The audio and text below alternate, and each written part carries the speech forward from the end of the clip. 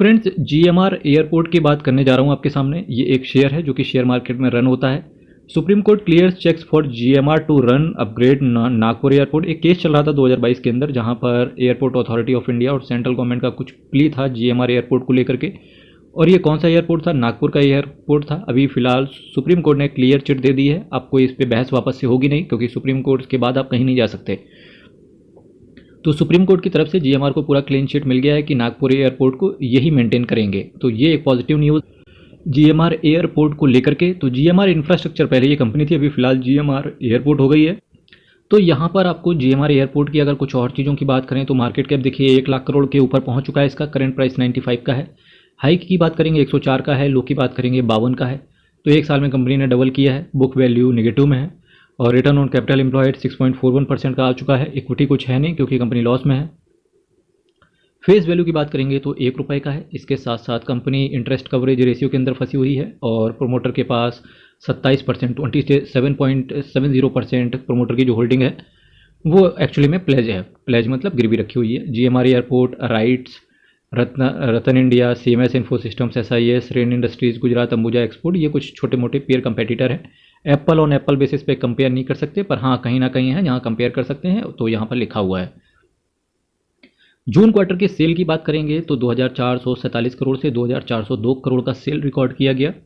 Net profit वहीं इसका बढ़ते हुए देखने को मिला जून क्वार्टर में, जिसकी वजह से शेयर प्राइस वापस से रुक गया। ₹100 के ऊपर जा ही रहा था कि इसका शेयर प्राइस वापस से रुक गया। 80 से 95 80 रुपये से लगा के 95 रुपये के बीच में ट्रैवल कर रहा है। अल्टीमेटली ₹100 को ये बीट नहीं कर पा रहा है।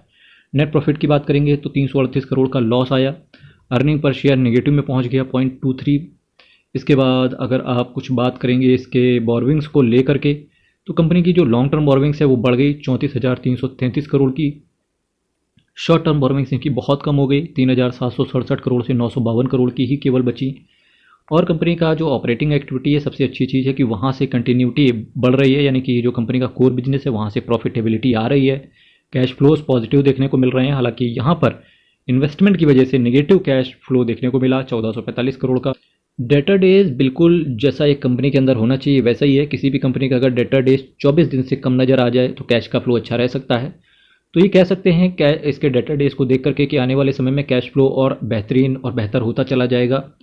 प्रोमोटर्स की बात करेंगे 66% प्रोमोटर के पास स्टेक है। जुलाई 2024 के अंदर स्टेक इंक्रीज़ हुआ है।